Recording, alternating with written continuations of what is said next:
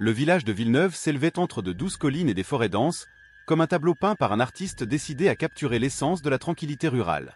Des maisons en pierre aux toits d'ardoise étaient situées le long de rues étroites et sinueuses, et l'air transportait un parfum de terre humide et de fleurs sauvages. Pourtant, derrière cette façade enchanteresse, les habitants murmuraient des événements surnaturels et des disparitions qui jetaient de l'ombre sur la communauté. Étienne, un jeune professeur d'histoire, se rendait au village avec son amie Claire, excité par la promesse d'un week-end rempli d'histoires intrigantes.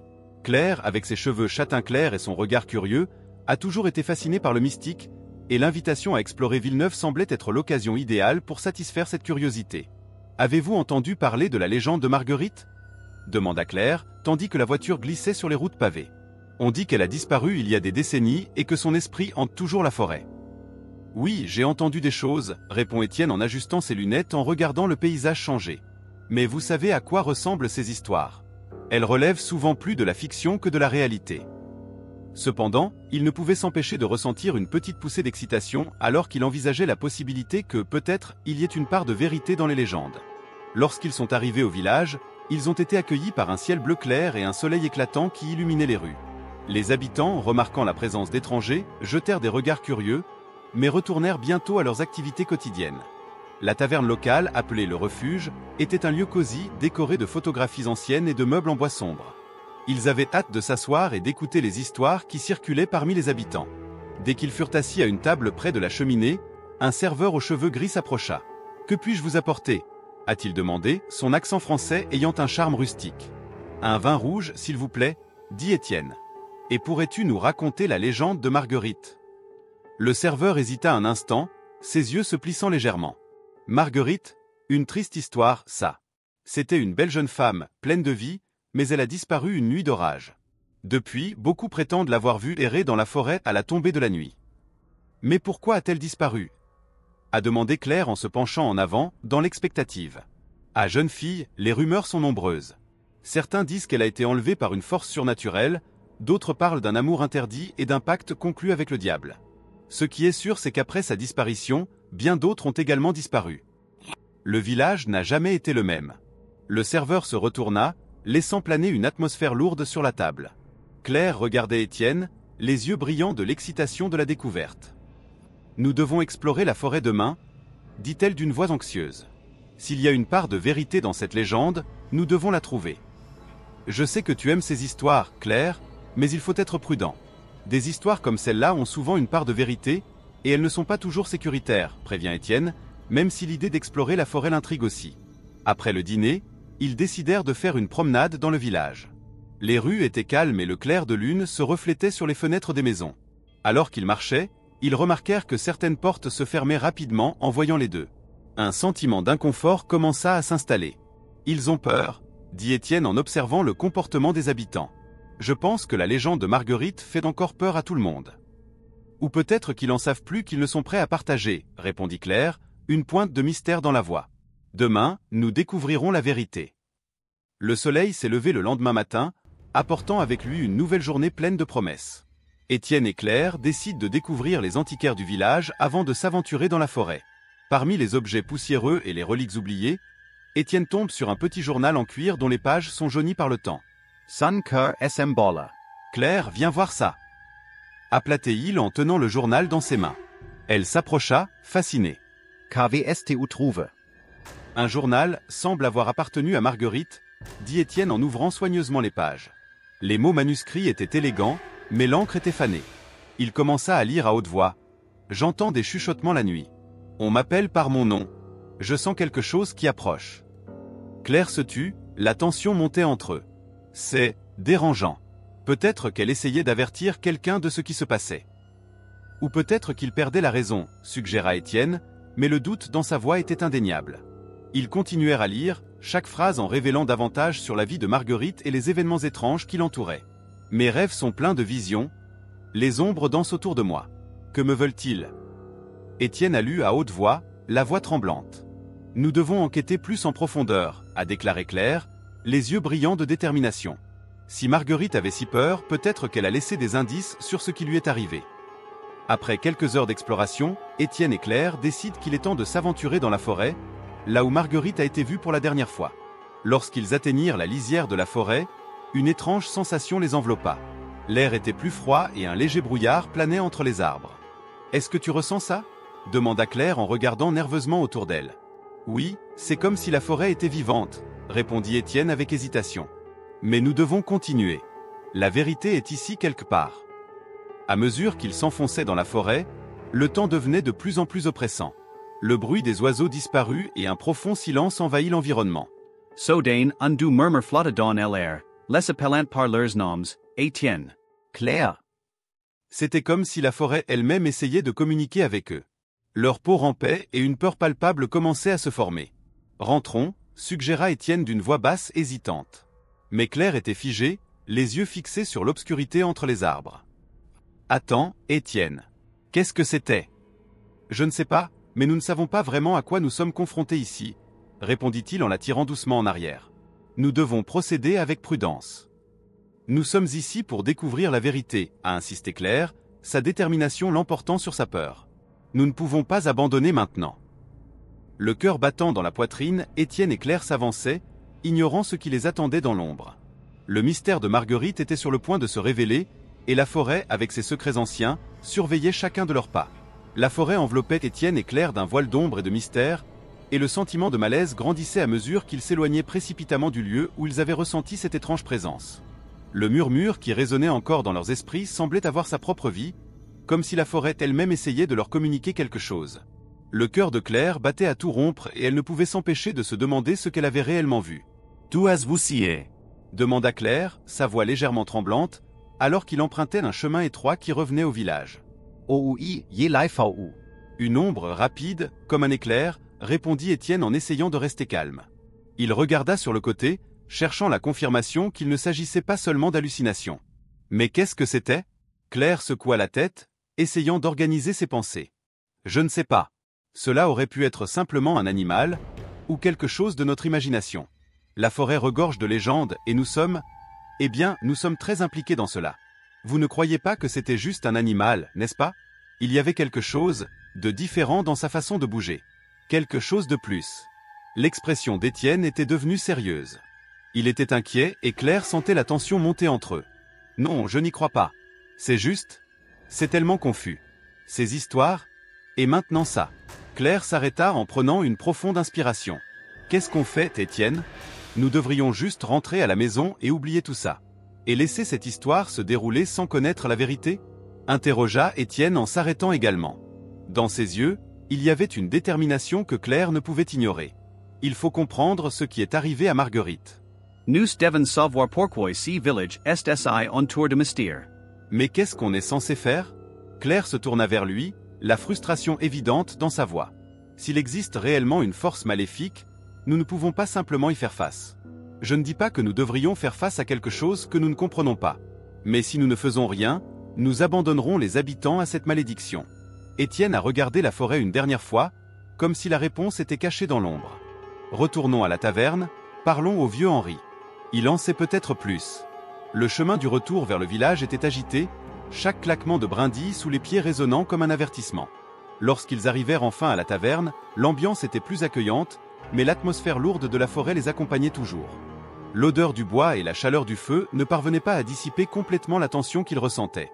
Ils s'assirent à une table dans un coin, loin des rires et des conversations animées des autres clients. Dès leur installation, Claire repéra Henri, le vieil homme dont elle avait entendu parler la veille. Il était assis près de la cheminée, observant le mouvement d'un regard lointain et pensif. « Parlons-lui » dit Étienne en se levant. Claire le suivit, hésitante. Henri les regardait à mesure qu'il approchait, et son visage sérieux s'éclairait d'un petit sourire. « Ah, les jeunes ! Je vois que tu es de retour. Qu'est-ce qui t'amène encore à moi ?» demanda-t-il d'une voix rauque et pleine de sagesse. « Henri, nous avons besoin de ton aide » commença Étienne sans détour. « Que savez-vous de Marguerite et des disparitions au village ?» Le vieil homme fronça les sourcils et son regard devint sérieux. Il leur fit signe de s'asseoir. « Marguerite, une tragédie qui se répète depuis des générations. Ce n'est pas qu'une histoire, dit-il en regardant profondément Étienne et Claire dans les yeux. Le village porte une malédiction, une ombre qui s'étend depuis longtemps. Beaucoup ont disparu, comme Marguerite, et la plupart d'entre eux ont été vus pour la dernière fois dans la forêt. Que lui est-il arrivé exactement ? Demanda Claire, la curiosité et la peur se mêlant dans sa voix. Marguerite était une jeune femme pleine de vie, Mais la forêt l'appelait. On dit qu'elle a commencé à entendre des chuchotements, comme ceux que vous avez entendus. Cela l'a amenée à chercher des réponses, mais ce qu'elle a découvert était quelque chose qu'aucun humain ne devrait toucher. Henri s'arrêta comme s'il se souvenait de quelque chose de douloureux. Le village était plein de superstitions et beaucoup pensaient qu'elle avait été enlevée par une entité maléfique. Mais qu'est-ce que cela signifie pour nous ? Demanda Étienne avec inquiétude. Que devons-nous faire ? Henri les regardait, le regard sérieux. Mon conseil est de rester à l'écart de ce que vous ne comprenez pas. La forêt recèle des secrets qui devraient rester enfouis. La malédiction pèse lourdement sur nous, et ceux qui osent exhumer le passé pourraient en devenir les victimes. Claire sentit un frisson lui parcourir le dos. L'avertissement d'Henri l'a amenée à remettre en question ses intentions. Mais nous ne pouvons pas ignorer cela. Elle a protesté. S'il y a des forces du mal qui agissent ici, nous devons faire quelque chose. Claire, tu ne comprends pas. Parfois, la meilleure chose que nous puissions faire est de laisser les choses telles qu'elles sont. Henri regardait la table, le visage marqué par l'inquiétude. Beaucoup ont tenté de percer les mystères de la forêt et ont fini par se perdre. La tension entre Étienne et Claire monte. Ils étaient dans une impasse, chacun aux prises avec ses propres convictions. On ne peut pas se laisser intimider, dit finalement Étienne en brisant le silence. Il faut retourner dans la forêt, il faut découvrir ce qui s'y passe réellement. Êtes-vous sérieux ? Demanda Claire, sa voix à peine au-dessus d'un murmure. Après ce qu'on a vu ? Oui, je suis. Nous devons aller dans la forêt la nuit. S'il y a quelque chose que nous pouvons faire, c'est d'y faire face une fois pour toutes. Henri secoua la tête avec désapprobation. Je ne peux pas les soutenir dans cette décision. La forêt est dangereuse et ce que vous cherchez n'est peut-être pas ce que vous attendez. Peu importe ce que tu dis, Henri. Nous n'abandonnerons pas. Étienne se leva, décidant que la conversation avait atteint un point de non-retour. Claire le suivit, même si son esprit était contradictoire. Avant de partir, elle regarda Henri qui la regardait avec inquiétude. « Croyez-vous vraiment que nous faisons la bonne chose ?» demanda-t-elle, l'incertitude dans la voix. « Parfois, la vérité est plus effrayante que les ténèbres qui nous entourent. » répondit Henri d'une voix basse et pleine de sagesse. « Faites attention les jeunes. » C'est avec ces mots qui résonnaient dans leurs esprits qu'Étienne et Claire quittèrent la taverne, déterminés à affronter ce qui rôdait dans la forêt. La nuit approchait et les ténèbres promettaient des secrets qui allaient être révélés. Le soleil n'était pas encore tout à fait levé sur Villeneuve lorsqu'Étienne et Claire se sont retrouvés au café du village, un endroit chaleureux où l'odeur du pain frais et du café chaud emplissait l'air. La douce lumière du matin filtrait à travers les fenêtres et les deux amis étaient impatients de discuter de leur découverte de la veille. « Avez-vous déjà réfléchi à la gravité de ce que nous avons trouvé dans la forêt ?» demanda Claire en remuant nerveusement la cuillère dans sa tasse. Son regard brillait d'un mélange d'excitation et de peur. Oui, les symboles, répondit Étienne en fronçant les sourcils. Ils indiquent qu'il se passe ici quelque chose de beaucoup plus profond, quelque chose qui va au-delà des légendes que nous entendons. C'est comme si nous ne faisions qu'effleurer la surface d'un mystère bien plus sombre. Claire regardait par la fenêtre, regardant les résidents passer, quelques regards furtifs vers le café, comme s'ils savaient quelque chose qu'il ignorait. Ce sentiment de vigilance la mettait mal à l'aise. Il faut en savoir plus sur la secte et sur ce qui est arrivé à Marguerite. Claire a dit, sa voix était un murmure, comme si elle avait peur que quelqu'un les entende. Je suis d'accord. Hier soir, une pensée m'est venue à l'esprit. Et si Marguerite n'avait pas disparu par hasard ? Et si le village lui-même était impliqué d'une manière ou d'une autre ? Suggéra Étienne en observant l'expression d'inquiétude qui se dessinait sur le visage de Claire. Êtes-vous en train de dire que les locaux pourraient avoir quelque chose à voir avec ça ? Claire fronça les sourcils, son cœur battant à tout rompre alors qu'elle envisageait cette possibilité. Oui, c'est une théorie, mais j'ai besoin de plus d'informations. Étienne a bu une gorgée de café et s'est levé. Je vais parler à des personnes âgées du village. Ils peuvent détenir des informations que les plus jeunes ne connaissent pas. Et vous, que diriez-vous d'essayer de reparler à Henri ? Il semble en savoir plus qu'il ne veut en dire. Claire hocha la tête, déterminée. D'accord, je vais le trouver. J'espère qu'il n'est pas si réticent cette fois. Elle se leva et les deux se séparèrent, chacun se dirigeant vers son but. Étienne a parcouru les rues pavées, ressentant le poids de l'histoire qui enveloppait chaque coin de rue. Il se dirigea vers la maison de l'un des résidents les plus âgés, un homme nommé Gaston qui parlait souvent des temps anciens et des légendes du village.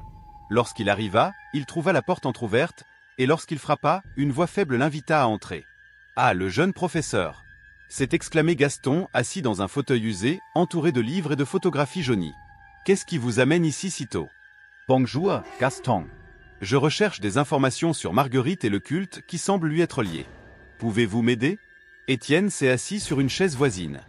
Gaston hésita, son regard devenant lointain. Ah, Marguerite.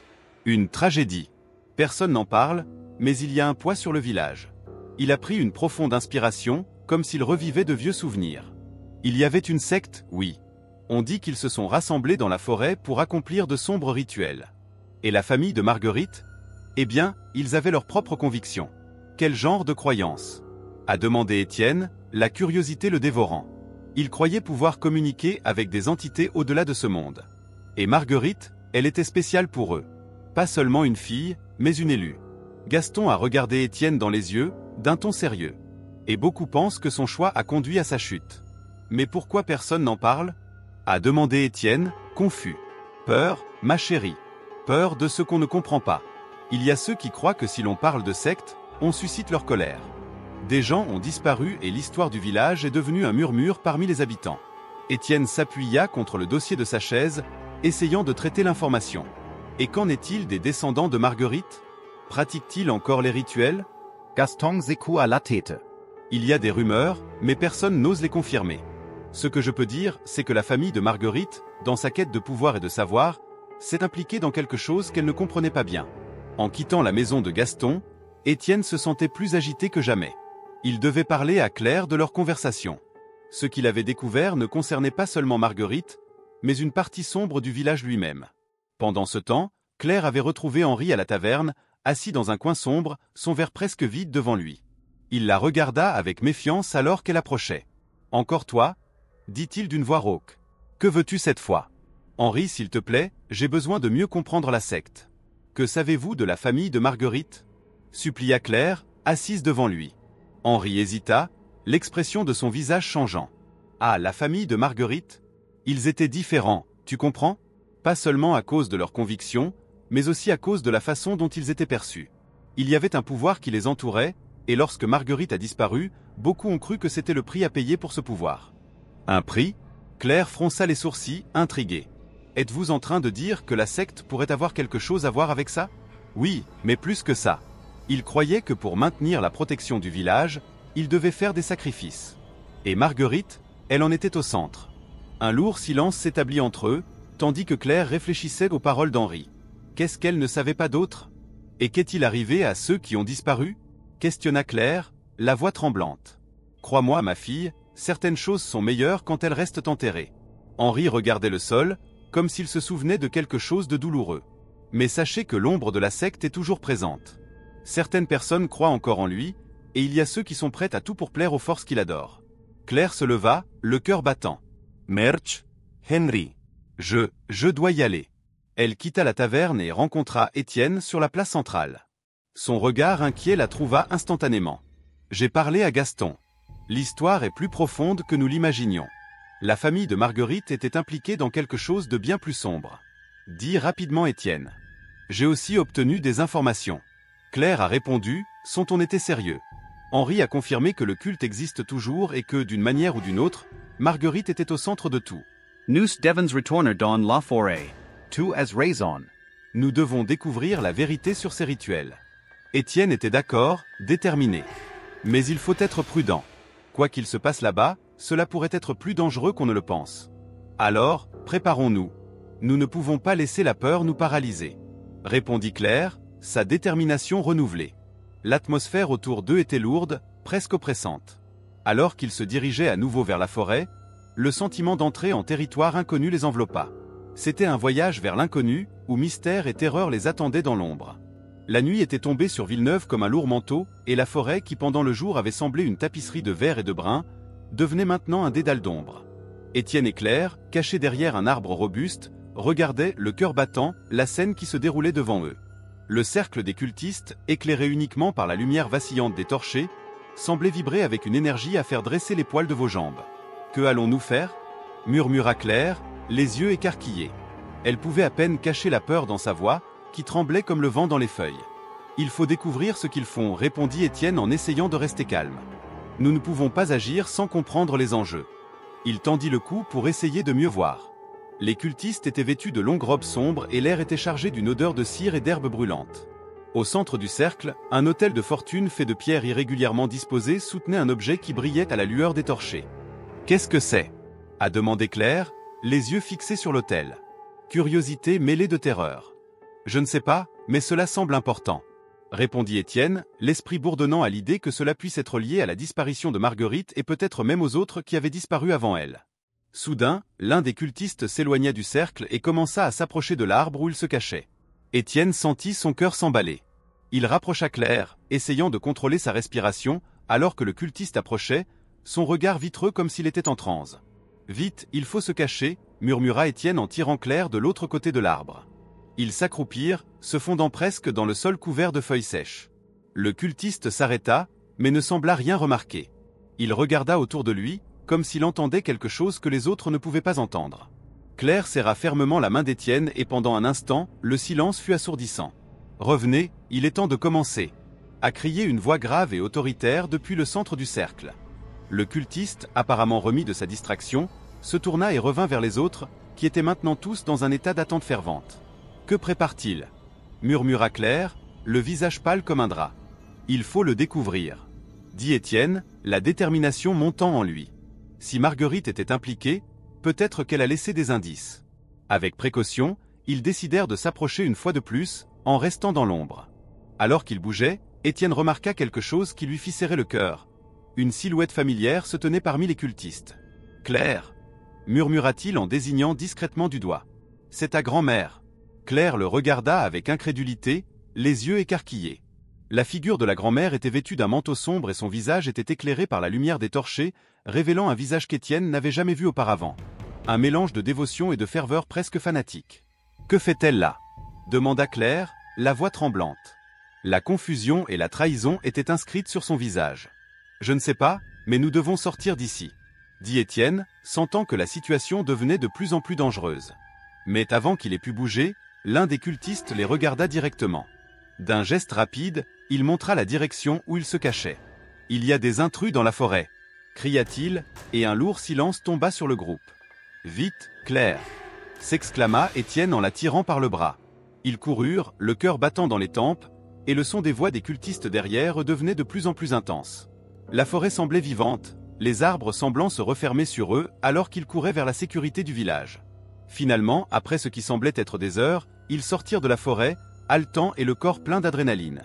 Le village, éclairé par les lumières des maisons, semblait être un havre de paix, mais le sentiment de soulagement fut rapidement remplacé par l'inquiétude. « Que allons-nous faire maintenant » demanda Claire, la voix brisée. « Il faut affronter ta grand-mère » décida Étienne, la détermination brillant une fois de plus dans les yeux. Il savait que cela pouvait être dangereux, mais il ne pouvait pas ignorer ce qu'il avait découvert. Ils se dirigèrent vers la maison de la grand-mère de Claire, chaque pas lourd du poids de ce qui allait arriver. Lorsqu'ils arrivèrent, Étienne hésita un instant devant la porte. « Es-tu prête » demanda-t-il en tenant la main de Claire. « Non, mais nous n'avons pas le choix », elle prit une profonde inspiration avant de frapper à la porte. La grand-mère de Claire ouvrit la porte, son regard confus se transformant en surprise et en inquiétude lorsqu'elle les vit tous les deux. « Ce qui s'est passé ? Pourquoi es-tu si pâle » demanda-t-elle, la voix pleine d'inquiétude. « Il faut qu'on te parle maintenant » s'est exclamé Claire en franchissant la porte sans attendre d'invitation. La grand-mère hocha la tête, mais son regard était rempli de quelque chose qu'Étienne ne parvenait pas à déchiffrer. « Allez, allons au salon » dit-elle en les guidant à l'intérieur. Autour de la table, l'ambiance était tendue. Claire regardait sa grand-mère, les émotions se battant en elle. « Nous vous avons vu dans la forêt avec les cultistes » dit-elle d'une voix ferme mais avec un tremblement sous-jacent. La grand-mère prit une profonde inspiration, comme si elle se préparait à révéler un profond secret. « Je fais partie de la secte » commença-t-elle, les mots lourds et chargés de sens qu'Étienne ne pouvait ignorer. « Nous faisons cela pour protéger le village. »« Protéger » Claire l'interrompit, l'incrédulité évidente dans son ton. « Vous parlez de rituel, de sacrifice. Ce n'est pas une protection, c'est un crime. Tu ne comprends pas, chérie » dit la grand-mère d'une voix presque suppliante. La malédiction qui pèse sur Villeneuve est réelle. Nous essayons de tenir à distance les forces du mal. Si nous ne le faisons pas, davantage de personnes disparaîtront. Étienne sentit un frisson lui parcourir le dos en entendant ces mots. Il regarda Claire qui était sous le choc, les larmes menaçant de couler sur ses joues. « Et est Marguerite » a demandé Claire, la voix basse et pleine de douleur. Que lui est-il arrivé? La grand-mère hésita, le regard glissant. Marguerite, elle n'a pas suivi le chemin. Elle ne croyait pas en ce que nous faisions et essayait d'avertir les autres. Dit finalement grand-mère, la voix tremblante. Mais elle a été prise. Et si nous n'avions pas fait ce que nous avons fait, davantage de personnes auraient souffert. Cela ne justifie pas ce que tu fais. Étienne est intervenu, la colère montant en lui. Vous perpétuez la douleur, vous ne l'évitez pas. Vous ne savez pas ce que c'est d'être responsable de la vie d'un village. A crié la grand-mère, la frustration et le désespoir transparaissant dans sa voix. Claire regardait Étienne, les yeux pleins de détermination mais aussi de douleur. Elle savait que la conversation était loin d'être terminée et que la vérité qu'il cherchait était complexe et profonde. La nuit avait encore de nombreux secrets à révéler et la bataille pour l'âme de Villeneuve ne faisait que commencer. Aux premières lueurs du matin, Étienne et Claire étaient attablés dans la petite maison qu'ils louaient à Villeneuve, entourés de livres et de papiers, revisitant le journal de Marguerite. L'odeur du café frais remplissait la pièce, mais l'air était rempli de tension et d'appréhension. Claire feuilletait les pages jaunies avec des doigts tremblants, tandis qu'Étienne, l'air concentré, tentait de déchiffrer les mots écrits d'une écriture qui témoignait du désespoir de l'auteur. « Regarde ça, Étienne !» s'est exclamé Claire, les yeux brillants d'un mélange de peur et de curiosité. Ici, Marguerite parle d'un ultime rituel. Il dit qu'il peut libérer le village de la malédiction. Mais cela nécessite un sacrifice de sang. Étienne releva la tête, le cœur battant. Un sacrifice de sang ? C'est terrible. Que veut-elle dire par là ? Claire se mordit la lèvre, réfléchissant aux implications. Elle doit faire référence à quelque chose de très grave. Si cela est vrai, il se peut que la malédiction qui frappe Villeneuve exige un prix très élevé. L'atmosphère dans la pièce devenait de plus en plus lourde, comme si la maison elle-même absorbait la tension émanant des deux jeunes. Le journal était rempli de notes sur les visions et les murmures qui hantaient Marguerite, mais la mention du sacrifice semblait être un point de non-retour. « Il faut mieux comprendre cela », dit Étienne en fermant le journal d'un claquement sec. « S'il existe une chance de lever la malédiction, nous ne pouvons pas l'ignorer. » Les deux hommes ont convenu qu'ils devraient enquêter davantage sur le rituel susmentionné, mais l'idée d'un sacrifice de sang les a mis mal à l'aise. Que faudrait-il exactement ? De quoi Marguerite avait-elle été témoin ? La réponse semblait perdue dans les brumes du passé et le sentiment d'urgence grandissait. Alors que le soleil commençait à se coucher, le village de Villeneuve semblait enveloppé d'un manteau de mystère. Les habitants déambulaient dans les rues avec des regards nerveux, comme s'ils étaient conscients de quelque chose qu'ils ne pouvaient verbaliser. La disparition de l'enfant, dont tout le monde était au courant, avait mis la communauté en alerte et des rumeurs sur les cultistes commençaient à circuler. Étienne et Claire se sentent de plus en plus obligés d'agir. « Allons à la taverne », suggéra Claire d'une voix hésitante. Peut-être que les habitants en savent plus sur ce qui se passe. Il faut comprendre ce qui a pu conduire à cette disparition. La taverne était pleine et le murmure des conversations semblait conspirer contre eux. En entrant, ils remarquèrent que certains visages se tournaient vers eux, pleins de méfiance et de curiosité. Le vieux Henri était assis dans un coin, ses yeux perçants surveillant chaque mouvement. Quand Étienne et Claire s'approchèrent, il haussa un sourcil. « Ils sont de retour, hein ? Avez-vous entendu parler de l'enfant » demanda-t-il, sa voix rauque mais portant un poids qui semblait transcender les mots. « Oui, et nous sommes inquiets, » répond Étienne. « Savez-vous quelque chose de ce qui se passe » Henri fit une pause, regardant autour de lui avant de parler d'un ton plus bas. « Nous savons que des sectateurs sont derrière tout ça. Ils l'ont toujours été, depuis que cette femme a disparu. Marguerite, elle a essayé de prévenir tout le monde, mais personne n'a écouté. Maintenant, la malédiction a de nouveau fait des ravages. Et que devrions-nous faire » demanda Claire, l'anxiété transparaît dans sa voix. Nous devons arrêter cela avant que quelqu'un d'autre n'y disparaisse. Henri fit un geste dédaigneux. Vous n'avez aucune idée de ce à quoi vous avez affaire. La secte est plus forte que vous ne le pensez. Ils ont leur rituel et leur soif de pouvoir est insatiable. Si vous vous impliquez, vous pourriez finir comme ceux qui ont disparu. La réponse d'Henri fit tourner l'estomac d'Étienne. Alors, que suggérez-vous que nous fassions ? Laisser tout arriver sans rien faire ? Henri les regardait. Attention, les jeunes. Parfois, il vaut mieux ne pas savoir. Mais si vous insistez, cherchez la vérité sur le rituel. S'il y a vraiment une chance d'arrêter la malédiction, vous aurez besoin de courage. Et peut-être des sacrifices. Le cœur lourd, Étienne et Claire quittent la taverne, plus déterminés que jamais à découvrir ce qui se passe. L'idée d'un sacrifice de sang planait sur eux comme une épée, mais ils savaient qu'ils ne pouvaient pas abandonner maintenant. Cette nuit-là, la pleine lune illumina la forêt entourant le village. Ils ont décidé qu'il était temps d'affronter à nouveau la secte. Armés de lampes de poche et de courage, Étienne et Claire s'aventurèrent vers la clairière où ils avaient vu les cultistes plus tôt. La forêt semblait vivante et les murmures qui résonnaient parmi les arbres semblaient les appeler, comme si la nature elle-même était consciente de leur mission. « Pensez-vous qu'ils seront là » demanda Claire, le cœur battant dans sa poitrine. « Si le rituel est vraiment sur le point d'avoir lieu, ils ne manqueront pas cette occasion, répondit Étienne, la voix ferme mais nerveuse. Nous devons être prêts à tout. À mesure qu'il approchait de la clairière, la tension dans l'air s'intensifiait.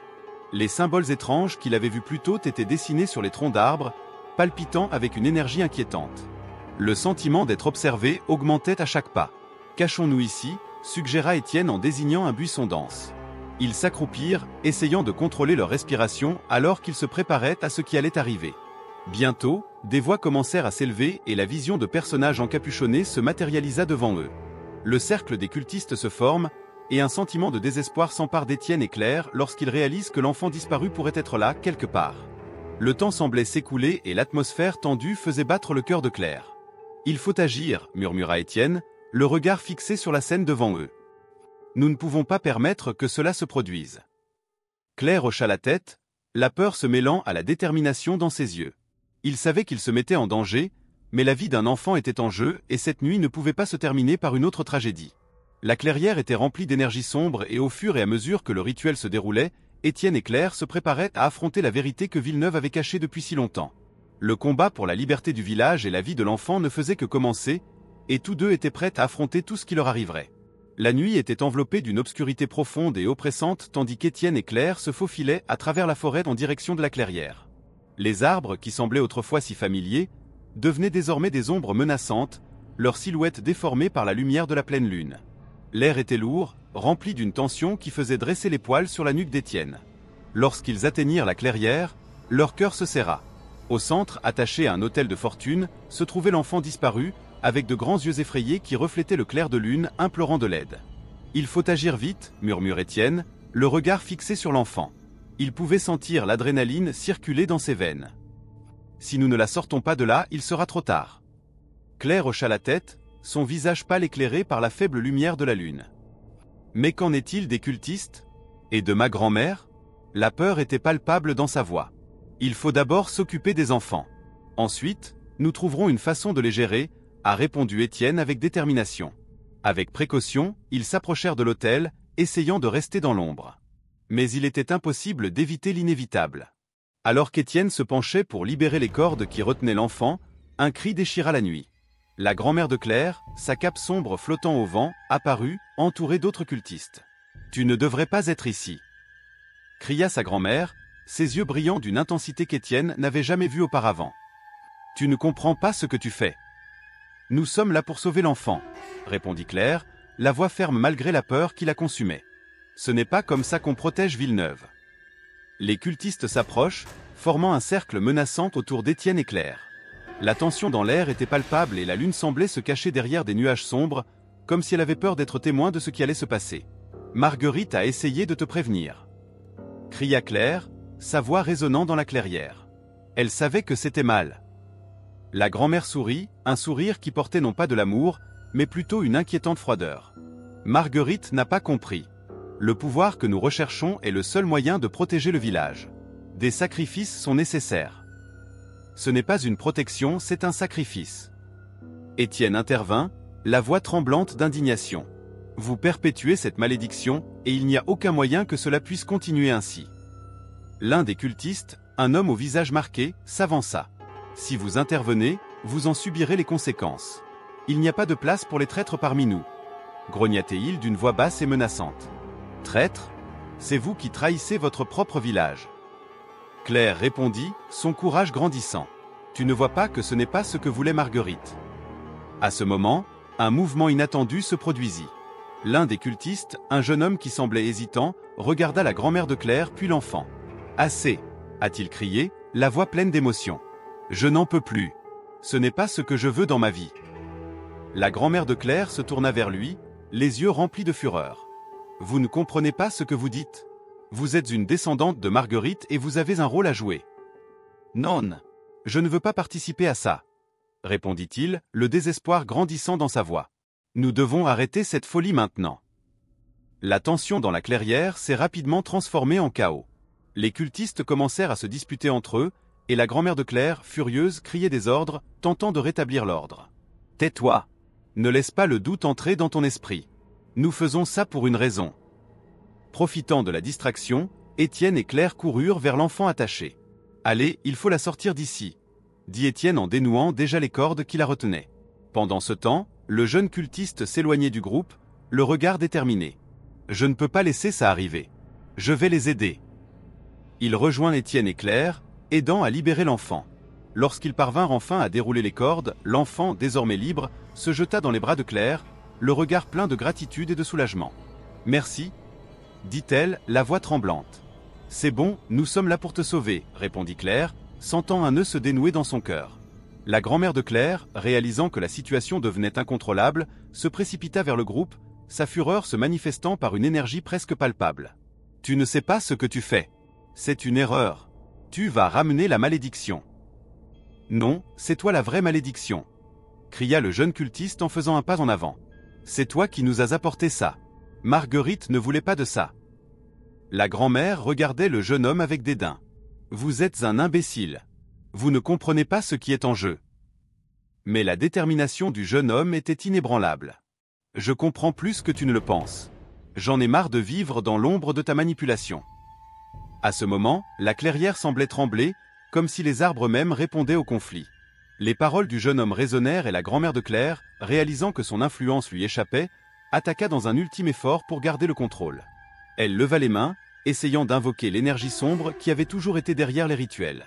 Mais le jeune homme, dans un acte de courage, s'élança en criant des paroles qui semblaient faire écho au récit de Marguerite. « Je brise la malédiction. Que cette nuit soit la dernière de ton contrôle. » L'énergie autour d'eux commença à changer, une lueur aveuglante illumina la clairière et la présence maléfique qui avait toujours été là commença à se dissiper. La grand-mère de Claire a crié, mais sa voix a été avalée par un écho profond qui semblait venir du sol lui-même. Avec un dernier cri, la grand-mère fut enveloppée dans une vague de lumière, et les cultistes qui restaient encore sous son contrôle commencèrent à battre en retraite, confus et terrifiés. La clairière, auparavant plongée dans l'obscurité, brillait désormais d'une lumière dorée, alors que la malédiction qui avait si longtemps emprisonné Villeneuve commençait à s'estomper. Allez, il faut qu'on sorte d'ici. Étienne éloigna Claire et l'enfant, tandis que le jeune cultiste les rejoignit, respirant lourdement et regardant en arrière, là où la grand-mère de Claire gisait désormais recroquevillée sur le sol, impuissante. Lorsqu'ils quittèrent enfin la clairière, le poids qui les opprimait auparavant semblait s'être dissipé. Le ciel était clair, les étoiles brillaient au-dessus d'eux. Le jeune homme regarda Étienne et Claire, un sourire timide apparaissant sur son visage. « Nous l'avons fait. » « Oui, nous l'avons fait, » répond Étienne, ressentit une vague de soulagement et de gratitude. Enfin, le village est libre. Claire regarda son ami et l'enfant qui étaient désormais en sécurité dans ses bras. Et Marguerite, elle est enfin en paix.